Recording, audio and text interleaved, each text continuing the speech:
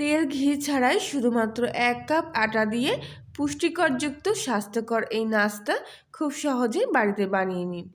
আর খেতে কিন্তু অসাধারণ টেস্ট, বাচ্চা থেকে বড় সবাই কিন্তু খুব পছন্দ করবে। আর দেখতে কিন্তু অসাধারণ লোভনীয়। চলুন তাহলে শুরু করা যাক আজকের জলখাবার রেসিপিটি। তার জন্য প্রথমেই আমি এখানে নিয়ে নিয়েছি 1 কাপ মতো আটা।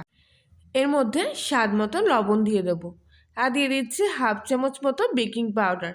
বেকিং পাউডার না দিতে চাইলে আপনারা কিন্তু এখানে টক দই ব্যবহার করতে পারেন। আর দিয়ে দিচ্ছি 1 চুটকি মতো বেকিং সোডা। সব কিছু শুকনো উপকরণগুলো খুব ভালো করে কিন্তু এখানে আমি মিশিয়ে নিচ্ছি প্রথমে। এবারে সামান্য একটু বাটার আমি এখানে একটু গলিয়ে নিয়েছি। এই বাটারটা আমি এর মধ্যে দিয়ে দিলাম, দিয়ে ভালো করে কিন্তু আটাটা এখানে মেখে নেব। একদমই বেশি বাটার কিন্তু এখানে লাগবে না, খুব সামান্য। অবশ্যই এখানে বাটারের বদলে আপনারা তেল ঘি যা ইচ্ছা দিতে পারেন। আটাটা কিন্তু এরকম মুঠোর মতো চলে আসবে না, কেননা একদমই সামান্য বাটার দিয়ে এটা মাখা, এরকম ঝুরঝুরেই থাকবে। এবার সামান্য সামান্য জল দিয়ে কিন্তু এখানে আমি আটাটা মেখে নিচ্ছি। বেশি পরিমাণ তেল ঘি দিয়ে মাখলে পরে কিন্তু আটাটা খুব খাস্তা হয়ে যাবে, তাই জন্যে একটু কম সামান্য নামমাত্র পরিমাণ তেল কিংবা ঘি দিয়ে কিংবা বাটার দিয়ে এখানে আটাটা মেখে নিতে হবে। এটা বানানোর জন্য আপনারা কিন্তু লাল আটাও ব্যবহার করতে পারেন। আর আটাটা কিন্তু খুব একটা বেশি শক্ত করে মাখলে হবে না, এরকম নরম করে মাখতে হবে। দেখুন আমার হাতে কিন্তু পুরোপুরি লেগে গেছে। ঠিক এরকমভাবেই কিন্তু আটাখানা খুব ভালোভাবে মেখে নিতে হবে, একটু নরমভাবে। মেখে রাখা আটাটা আমি কিছুক্ষণের জন্য ঢাকা দিয়ে রেস্ট রেখে দিচ্ছি। আর ততক্ষণে এখানে আমি কয়েকটা পেঁয়াজ খোসা ছাড়িয়ে নিয়ে মাছ বরাবর এইভাবে কেটে নিচ্ছি। এবারে এখান থেকে পেঁয়াজের পাপড়িগুলো এক একটা করে এইভাবে ছাড়িয়ে নিচ্ছি, তবে মধ্যিখানের অংশটা বাদ দিয়ে বাকি যতটুকু সম্ভব পেঁয়াজের পাপড়িগুলো ছাড়িয়ে নেব। প্রত্যেকটা পেঁয়াজের পাপড়ি ছাড়ানো হয়ে গেছে। এবার আমি একটা কাঁচা লঙ্কা এইভাবে স্লাইস করে কেটে নিচ্ছি। আর নিয়ে নিচ্ছি একটা গোটা টমেটো। অবশ্য গোটা টমেটো এখানে আমার লাগবে না, তাই অর্ধেকটা তুলে রাখলাম আর অর্ধেকটা একটু ছোটো সাইজের কুচি করে কেটে নিচ্ছি। আর সঙ্গে এখানে নিয়ে নিয়েছি কিছুটা গ্রেট করা গাজর। এবারে একটা ডিম আমি ফাটিয়ে একটা বাটির মধ্যে নিয়ে নিচ্ছি। ডিমটা খুব ভালোভাবে কিন্তু এখানে সামান্য একটু লবণ দিয়ে খুব ভালোভাবে ফাটিয়ে নেব। প্রায় 2 থেকে 3 মিনিট মতো সময় ধরে কিন্তু এটা আমি এইভাবে ফাটিয়ে নিয়েছি।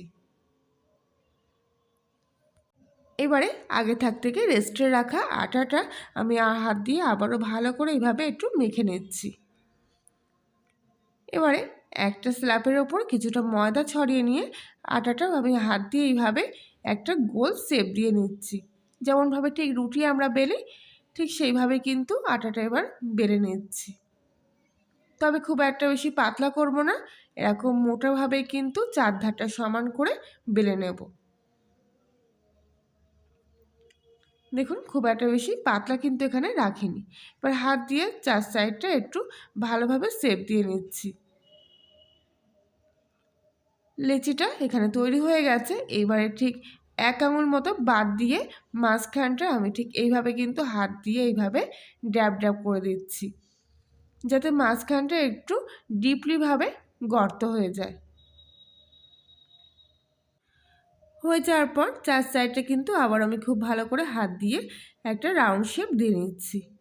এবারে মেখে রাখা লেচিটা একটা থালার উপর আবার কিছুটা ময়দা এইভাবে ছড়িয়ে নিয়ে আমি লেচিটা এর উপর দিয়ে দিলাম। আবার একটু হাত দিয়ে ভালো করে গর্তটা ডিপ করে দিচ্ছি।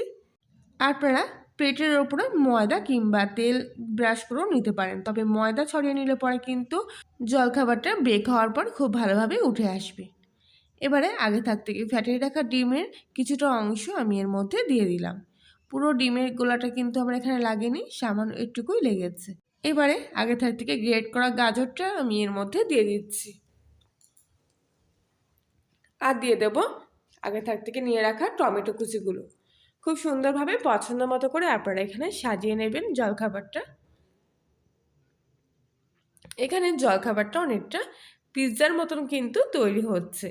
ঘরোয়া কিন্তু কিছুটা উপকরণ দিয়ে এইভাবে আপনারা বাড়িতেই এরকম পিৎজা আকৃতির জলখাবার তৈরি করে নিতে পারবেন। একেবারে কম খরচে, কোনো ঝামেলা ছাড়াই কিন্তু এগুলো তৈরি হয়ে যাচ্ছে। পেঁয়াজের পাপড়িগুলো দেওয়া হয়ে গেলে এবার আমি এখানে লঙ্কা কুচিগুলো দিয়ে দিচ্ছি।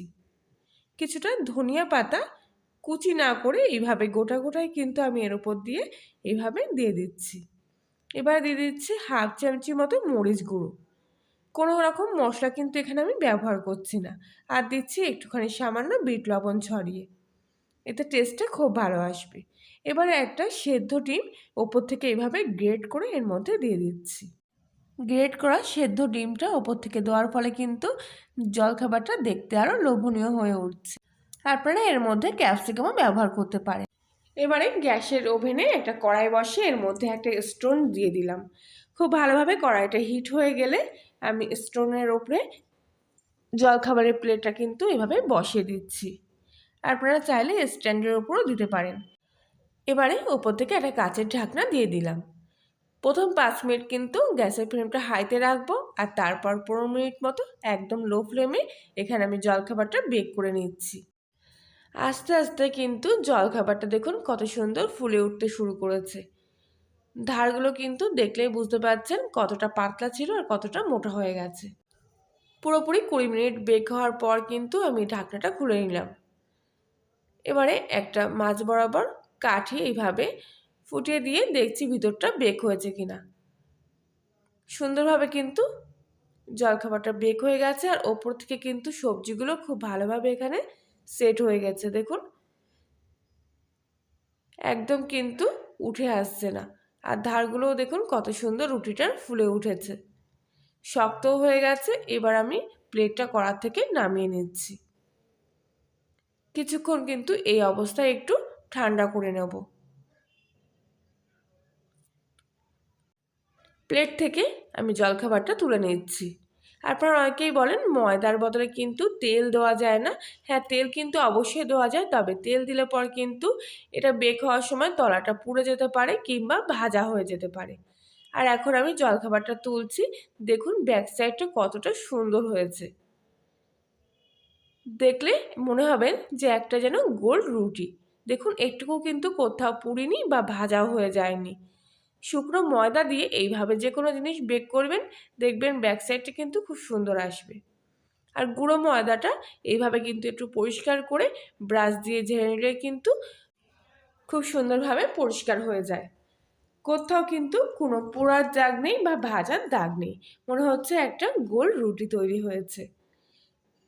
এবারে একটা প্লেটের মধ্যে রেখে এইভাবে আমি জলখাবারটা সোজা করে নিচ্ছি। জলখাবারটা কিন্তু পুরোপুরি আমার এখানে রেডি হয়ে গেছে। আপনারা কিন্তু অনায়াসেই এই জলখাবারটা এখন খেতে পারেন। তবে এটাকে আরও একটু সুস্বাদু করার জন্য আমি এখানে একটা ফ্রাইং প্যানে কিছুটা বাটার ব্রাশ করে নিচ্ছি। একদম কিন্তু সামান্য পরিমাণ বাটার এখানে নিয়েছি। এইবারে জলখাবারটা আমি এই গরম প্যানের মধ্যে বসিয়ে দিচ্ছি, ঠিক এইভাবে উল্টো পিঠটা করে। এবারে কিছুক্ষণের জন্য ঢাকা দিয়ে আমি 2 থেকে 3 মিনিট এইভাবে রেখে দিচ্ছি। গ্যাসের ফ্লেমটা কিন্তু একদম সিমে দিয়ে রেখেছি।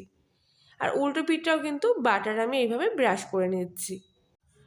এবারে ঠিক উল্টো পিঠটাও আমি ঠিক একইভাবে কিন্তু ফ্রাই করে নিচ্ছি। সামান্য বাটার দিয়ে যদি এই জলখাবারটা এইভাবে একটু ফ্রাই করে নিতে পারেন, তাহলে কিন্তু দারুণ টেস্ট হয়, আর যে সেন্টটা ছড়াচ্ছে সেটাও কিন্তু দারুণ লোভনীয়। আবারও ঢাকা দিয়ে আমি কিন্তু 2 মিনিট মতো এটা একটু ফ্রাই করে নিয়েছি। পুরো জলখাবারটা কিন্তু এখানে রেডি হয়ে গেছে। ছোটোখাটো ঘরোয়া পিৎজা কিন্তু আপনারা এইভাবেও তৈরি করে নিতে পারেন। আর আজকের রেসিপিটি যদি আপনাদের ভালো লেগে থাকে তাহলে লাইক, শেয়ার, কমেন্ট করবেন। আর কর্নেলের রান্নাঘর চ্যানেলটিতে নতুন হয়ে থাকলে সাবস্ক্রাইব করে পাশে থাকার জন্য অনুরোধ রইল। পাশের বেল আইকনটি প্রেস করবেন নতুন করে ভিডিওর আপডেট পাওয়ার জন্য। এখানে কিন্তু পিৎজার মতো করে আমি রুটিটা 4টে ভাগে ভাগ করে নিলাম। একটা ভাগ আমি তুলে নিয়ে দেখাচ্ছি। দেখুন ভিতরটা কত সুন্দর জালিদার হয়েছে, কোনো চিট ভাব নেই, কিন্তু একদম কিন্তু মুখে দিলেই মিলিয়ে যাবে। বাচ্চা থেকে বড় সবারই কিন্তু খুব পছন্দের ঝটপট একটা জলখাবার এইভাবে আপনারা খুব সহজেই বানিয়ে নিতে পারেন। তাহলে বন্ধুরা আজকের রেসিপিটি এই পর্যন্তই। আবার দেখা হচ্ছে অন্য একদিন। ততক্ষণ সবাই ভালো থাকবেন, সুস্থ থাকবেন, সাবধানে থাকবেন।